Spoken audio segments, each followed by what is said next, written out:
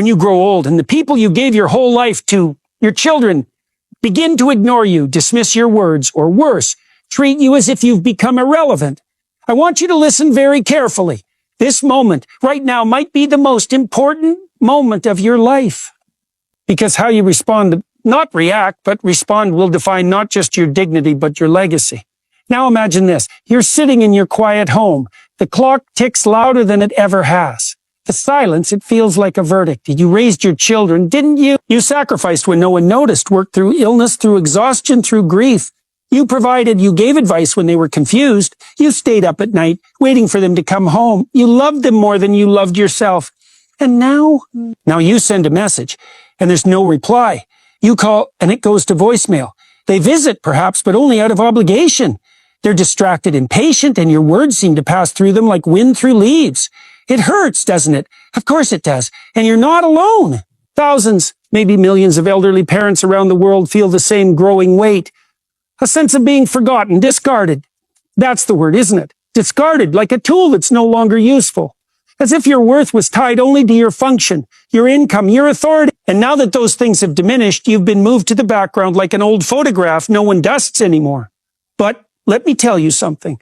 You are not irrelevant. You are not finished. You are not powerless. In fact, in this stage of your life, you hold a kind of strength and insight that younger generations have no concept of. But the key is this: you must not descend into bitterness, because bitterness is poison and it will destroy you far more effectively than your children's silence ever could. Now you might say, but they've changed. They used to adore me. Yes. And you were the sun and the moon to them once, and time passed, and life complicated everything, and they formed their own identities, their own narratives, sometimes ones that have distorted or minimized your role in their lives. That doesn't mean you failed. It means they're still becoming. And when people are still becoming, they resist their own roots. That includes you. So what do when you're being ignored, when you're treated with disrespect by your own blood? You do not lash out. You do not beg, you do not shame them, because that is the path of emotional collapse, and it will only widen the divide. Instead, you do something far more powerful. You stabilize yourself. You reclaim your inner order. You become the kind of elder whose presence demands respect without asking for it, because dignity, true dignity, is magnetic. And when you embody it fully and deeply, people feel it even if they don't understand it, especially your children. Now listen, this doesn't mean you tolerate abuse. This doesn't mean you martyr yourself. What it means is this: you learn to differentiate between your need for connection, which is human, and your expectation of how that connection should look, which is often the source of suffering. The source of suffering. There's an old saying, hold everything loosely. You raise them to fly, but part of that flight sometimes means they forget who built the nest. Don't chase them. Don't guilt them. Build a life that is worth coming home to. That's the paradox. When you stop trying to pull them close and instead build something meaningful around yourself, they feel the pull more than if you called them every day asking why they never visit. Let me tell you a story. There was a woman, 78 years old, who raised 3 children on her own. Her husband died young. She worked as a nurse, long shifts, aching feet, sleepless nights. She missed birthdays and parent-teacher meetings, not because she didn't care, but because she was working double shifts so those same children could go to college. When they grew up, they were busy. Of course, careers, marriages, children of their own. And gradually the calls stopped. The visits became rare, and she began to shrink, not in body but in spirit. Her eyes lost their sparkle. Her voice trembled with quiet desperation. And then one day she made a decision, a painful one. She stopped waiting. She started painting again, something she had abandoned at 30. She volunteered at a local shelter. She took long walks every morning. She joined a community group, began reading philosophy, and slowly, without even realizing it, she reclaimed her power. A year later, her children began to return, not because she demanded it, but because they sensed something had changed. Their mother was no longer a fragile echo of the past. She had become a force again, centered, composed, alive. When you act from lack, from neediness, from guilt, you repel the very thing you crave.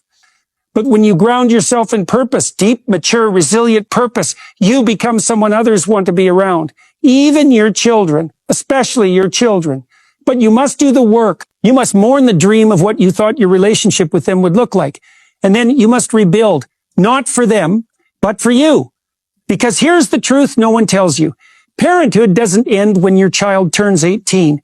It transforms. And sometimes that transformation requires you to lead them. Not through discipline, but through quiet strength, through example, through presence. Children do not always understand the value of their parents until they see those parents standing strong on their own. So stay calm, even when they ignore you, especially then. Do not escalate. Do not accuse. Sit with the pain. Acknowledge it. And then act not from that pain, but from your deepest principles. You know more than you think. You've seen war, grief, betrayal. You've loved and lost. You've endured. There is immense wisdom in your bones, but wisdom that is shouted is often dismissed. Wisdom that is lived, that draws people in. So let your life speak loudly, quietly, steadily. You are not powerless. You're at the age where your time is precious. Use it with purpose. Create something beautiful every day, even if it's small. A cup of tea in silence, a walk in the sunlight, a book you never thought you'd finish, a conversation with a stranger. A letter to your younger self, a song, a poem, a laugh that no one hears but you. This isn't the end of your story. It's a chapter where you choose whether you fade or you rise. And if they come back, your children, if they return with open hearts or contrite words, receive them with grace, not resentment. Because grace is power, it says. I did not break while you were gone. I held the line, and I still love you. But if they never return, then you must live a life that is so deeply rooted in meaning that their absence does not define you. Don't let your self-worth be tied to their behavior. That is a dangerous game. You are more than how your children treat you. You are a reservoir of experience, of courage, of love. And even if they can't see it now, maybe one day they will. And if they don't, let it be their loss, not your destruction. And if you've made mistakes as a parent and who hasn't, acknowledge them. Don't apologize, but don't beg. Mend, but don't grovel. Love, but don't lose yourself. A true parent grows alongside their child, even at 70, even at 80. And here's the last thing I'll say. There's a force in you, quiet, resilient, ancient. It's the part that held your babies at 3 a.m. while the world slept. The part that kept going even when your heart was shattered. That part is still there. Let it rise now. Not to demand respect, but to command it by how you live, how you love, and how you refuse to give your dignity away, no matter who forgets to call.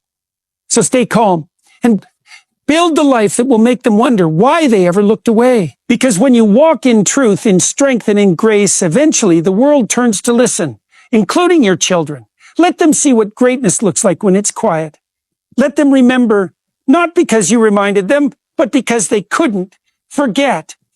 And if this touched you, if it sparked something in you, you must act, not later, not next week, now. Stand up, reclaim your day. Take one small action that restores your sense of meaning. That's how it starts. And if you know someone who's struggling with this, someone who feels forgotten, share this with them. It's a single message at the right moment can reignite a soul. So go now and live as if your story still matters, because it does, maybe more now than ever before. Don't ever forget this. Dignity is not granted. It's claimed, and today is a very good day to begin.